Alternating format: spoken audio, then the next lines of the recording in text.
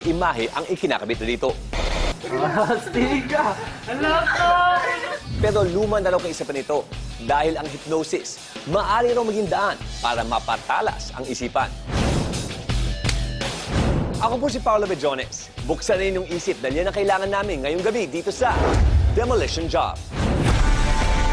Have you ever been hypnotized before?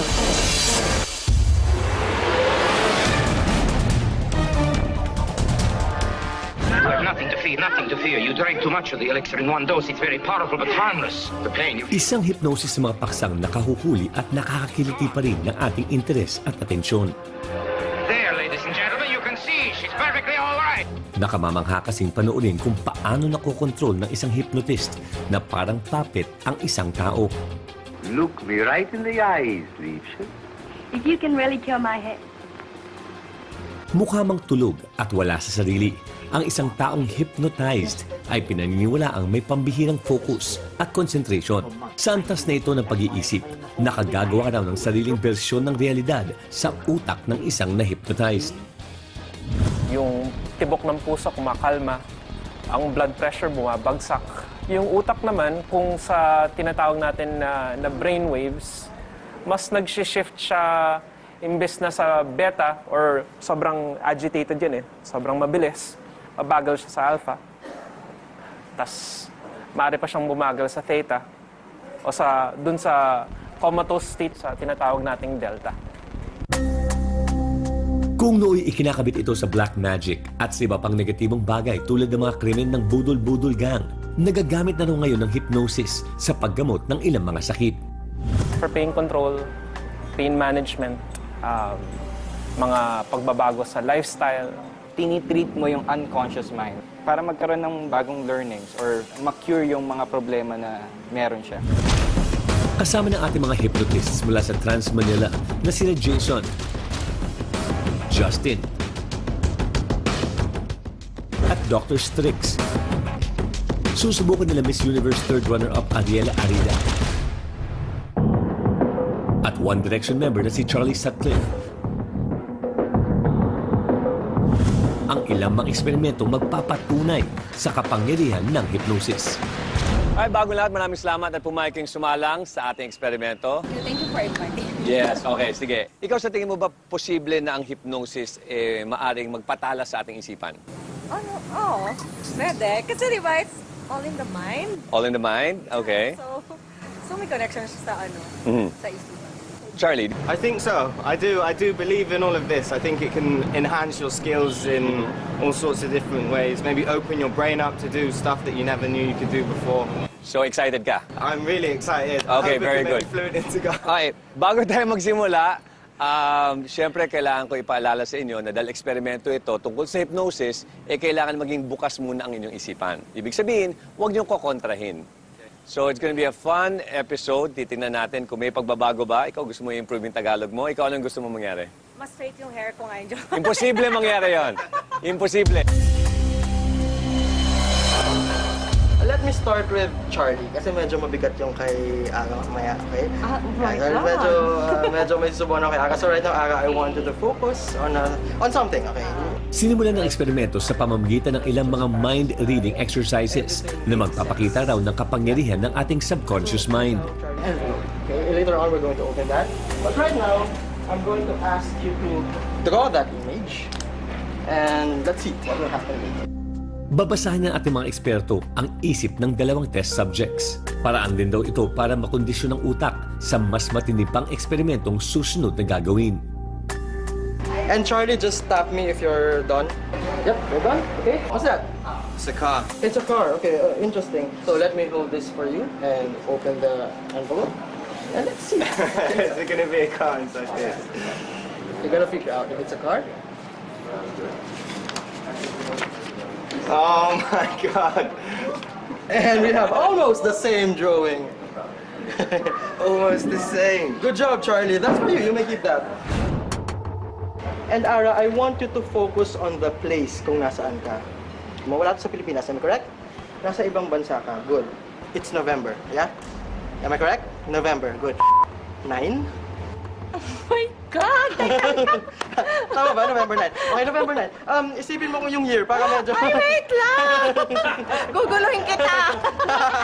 Sige, okay lang. Pero, wala ka nga sa Pilipinas. Nilalamig ka, nasa Moscow ka. Russia! This is one of your happiest moments, right? Miss Universe? Tama ba? Miss Universe? Oh, kuya! Miss Universe. Okay, good, Miss Universe. Kuya! Thank you very much. Palapakan naman natin si Ara. Oh my God, kuya! Pwede Maraming salamat. mag-iisip ako ng bago ngayon. Mamaya pag Thank you very much. It's incredible, man.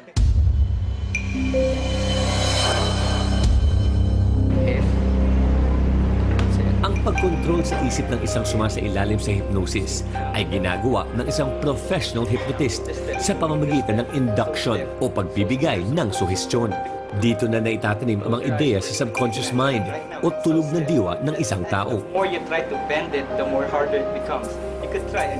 Gaya na lang sa hypnotherapy kung saan nakokontrol ng isang tao ang kakayanan niyang makaramdam ng sakit. Ito ang susunod na sinubukan ng grupo nila Jason sa ating mga panauhin. Iminukay ni Jason na isiping singtigas ng bakal ang braso ni Charlie at hindi ito makararamdam ng kahit anong sakit.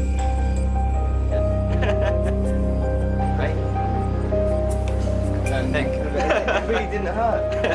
It didn't hurt, yeah. Yeah. That was really weird. It's really strange. I couldn't feel the pain, but I could still feel, but I could only feel the pressure of my fingers grabbing my skin. I couldn't actually feel pain. Like now I can feel the pain of doing it, but then I was squeezing as hard as I could and there was nothing there. Para mapatunayang hindi na nga nakararamdam ng sakit ang kanang braso ni Charlie, tinanong ni Dr. Strix kung papayag bang magtusok ng karayom sa balat ng Philbrit. You want to try this? Yeah, go. Pinaunlakan naman ni Charlie ang kanyang imbitasyon. Pagkatapos magbigay ng ilang inductions o mga suggestion. USB. You good?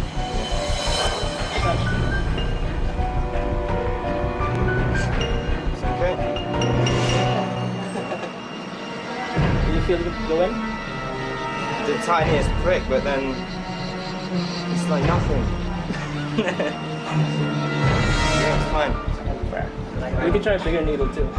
Can we take that off now? Yeah. You can take it off yourself. You won't feel it. And, by the way, it won't bleed. It's crazy. And also you'll notice that Oh yeah, hell yeah. kung pinipeki niya talaga, they're magpa-flinch eh. Hindi mo mapipeki yung flinch eh. Hindi mo mapipeki, it's an unconscious response. It's just like, it's in there, hindi sakit yan. so it's just gulat lang. Kasi the needle's sa loob, pero walang pain. Yeah. It's so strange. Baka umaarte lang to si Charlie. But then, dun ko napatunayan nung nilagay yung needle and even yung siya mismo yung nagpipin sa sarili niya, wala siyang nararamdaman. So doon, na-amaze ako doon talaga. Sa aming pagbabalik, tuloy na nga bang nalagay sa isang deep trance sila Ara at Charlie at makayanan ang lamig ng tubig na ito. Charlie, I wanted to clear your mind. Have you ever had the feeling that you fell for someone or something? It drives to your mind, it just passes by, and everything makes sense. When I'm reading minds, I'm not psychic at wala akong kapangyarihan. Kanina, sinimulan ng hypnosis session sa pagpapakita kung paano unti-unting nauutusan ng isang hypnotist ang ating subconscious mind o ang nahihimbing na diwa para maipasok ang mga ideya para kontrolin ito. Miss Universe, okay, good, Miss Universe. Open the envelope. Oh my God. And we have almost the same drawing. Almost the same. Good job, Charlie. Imaginein mo yung date. Unahin natin yung date. November 9? Nasa Moscow ka. Russia. Miss Universe? Tama ba? Miss Universe? Oh, kuya! Miss Universe. Okay, good, Miss Universe. Nagtapos naman ito sa pag-eksamin ng kakayanan ng ating utak na mapigilan ang pagramdam ng sakit sa isang parte ng katawan. You could actually pinch it. Mula sa simpleng pagkurot sa braso It really didn't hurt. It didn't hurt, yeah. hanggang sa pagbaon sa balat ng isang karayom. Do you feel it go in? The tiniest prick, but then it's like nothing. Ngayon, tingnan natin kung gaano katagal matitiis nila Ara at Charlie ang lamig ng nagyayelong tubig. Alright, Charlie, Ara, ito yung baseline ng ating eksperimento. Meron tayong yelo sa inyong harapan at titingnan natin kung ano yung pain threshold ninyo. Kung gaano katagal nyo kaya tiisin ang sakit na nakalublob yung mga kamay ninyo dyan sa yelo. Tapos titingnan natin mamaya, pagkatapos ma-hypnotize, kung hahaba ba ang inyong pain tolerance. Good luck! Timer starts now. Ice bucket na. That's cold. Yes, that is ice. Yeah, malamig. Yeah, that's enough. That's enough. Ano? You lasted almost 13. Yeah, let's round it up. 13 seconds. Okay, 13 seconds. Sige, pagbigyan natin. Kaya mo bang tagalan yun? Parang oo. So, Ara, anytime you're ready. Timer, go. Make sure that, there you go. Oh, may tumutulong pa.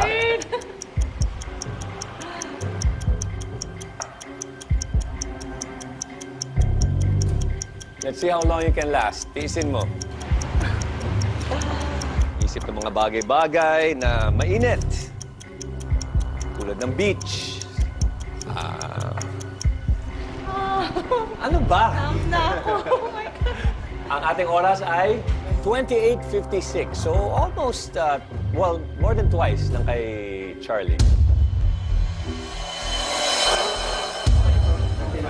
Para sa ikalawang round ng aming cold pressure test, binigyan ng halos 7 minutong double induction o pagbibigay ng suwestyon sina Ara at Charlie.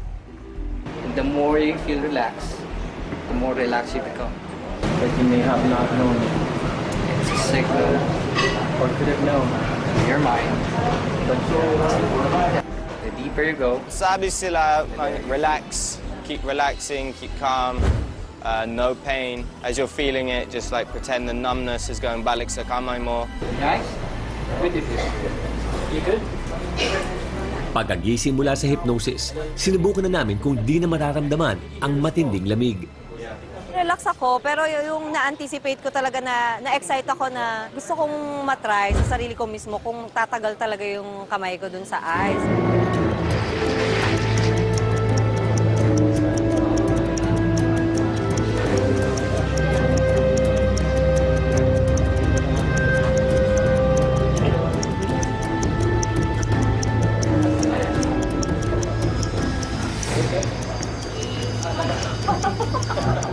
It's so cold, isn't it? Yeah, it is. Yeah. Ako malamig. Pero mukha yatang mas matimbang ang excitement na nararamdaman ni Ara dahil mas bumaba pa ang kanyang oras ng 1 segundo. Oh my God, paglagay ko ganyan, bakit? May nararamdaman ako, hindi dapat gano'n. Tinry ko na, hindi, wala dapat. Pero wala, masakit eh. Ganito rin kaya mangyari sa second round ng cold pressure test ni Charlie.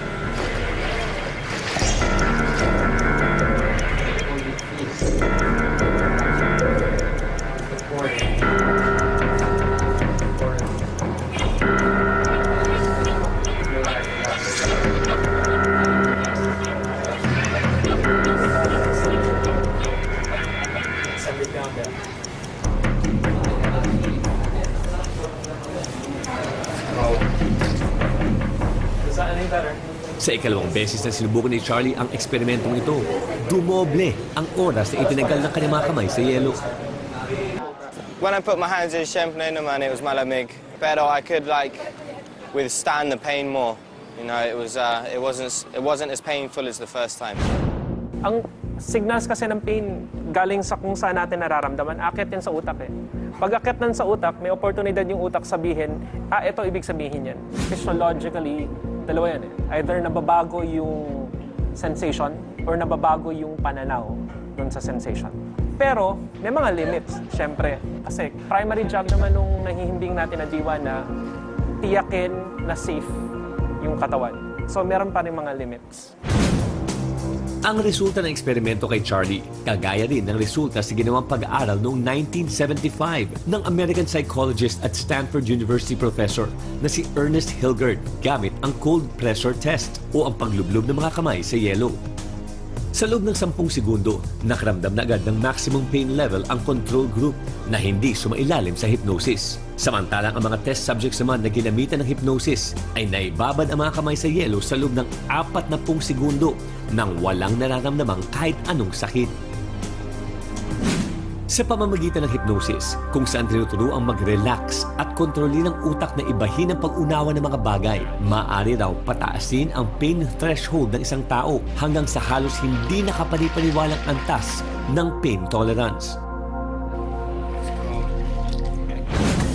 Sa katunayan, may ilang mga pasyenteng mas pinipiling sumailalim sa operasyon nang walang anesthesia at nasa ilalim ng hypnosis lamang. Wala raw nararamdamang sakit amang ito at kaagad nakauuwi pagkatapos ng operasyon.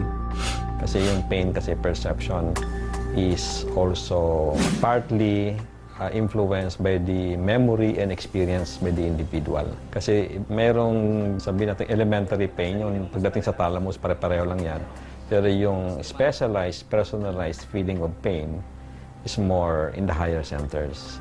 So yung nag-specialize sa hypnotherapy, definitely can use that more often. Kasi yan ang inaral niya, in-specialize niya. It's a skill. And they look at the evidence now, kasi nandito na tayo sa era of evidence-based medicine, is that it looks like that in certain forms of condition, like in alleviating chronic pain. Wait lang po, wait lang. Namantala ko lang, siyempre first time na nangyari sa buhay ko magpapicture sa mga idol ko. Ano mga galing, mga wala ko mga kundi.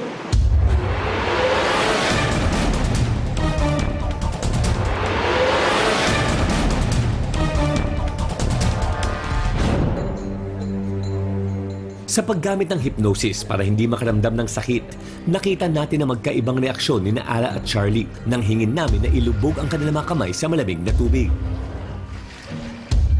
Habang buong ba ng 1 segundo ang oras na itinagal ni Ara, dumoble ang oras ni Charlie mula 13 seconds hanggang 27 seconds. Pero sadyang may breaking point daw ang ating katawan at bibigyan tayo nito ng mga senyales kapag hindi na nito kaya kahit nasa ilalim ng hypnosis o hindi. Sa susunod na eksperimento, ating patutunayan kung nakatutulong nga ba ang hypnosis na mapatalas pa ng ating alaala. So, salas tayo? Ano? Isang accomplice ang aming kakuntsaba para manggulo sa susunod na eksena.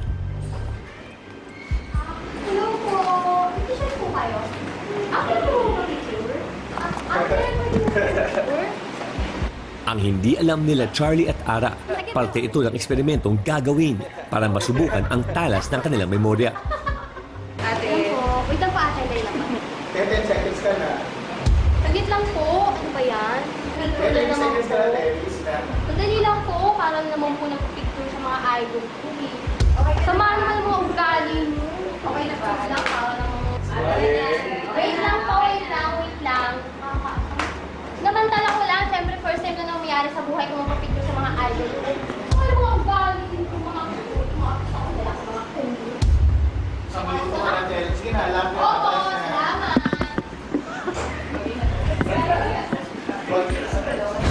Medyo nagkagulo kanina. Ano nangyari? Yeah, some lady like wanted to have a fight with all the production. So what did you do? We gave her a hug. I have a questionnaire which I want you to answer. 21 tanong ang kailangan sagutin nila Ara at Charlie.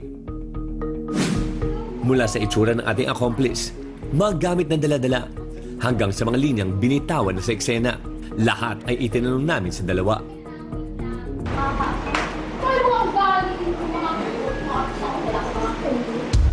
Haba at estilo ng buhok. Identifying marks, meron ba? Anong pangalan? Sa isang kontrobersyal na kaso noong 1983 sa Estados Unidos, napalaya si Bobby Joe Lister sa kasong murder nang maalala niya ang pangalan ng mga taong totoong may sala pagkatapos siyang gamitan ng hypnosis. Maalala din kaya nila Ara at Charlie ang mga importanteng detalye sa ating accomplice. Matapos ang unang round ng pagsasagot, ilang detalye ang naalala ni Charlie. Ang wrist tattoo, ang pakay at mga linyang sinabi nito, ang hanggang baywang na buhok, kulay berde pang itaas. Subalit hindi nito naalala ang pangalan at mga dalang gamit ng dalaga. Habang si Ara naman, mas kakaunti pa rito ang natatandaan. Gaya ni Charlie, naalala ni Ara ang mga sinabi at pakay ni Rodalyn, pati na ang buong pangyayari habang ito'y nagalit sa staff ng demolition job. Ngunit tangi ang nunal sa mukha ng dalaga ang naaalala ni Ara sa kanyang itsura.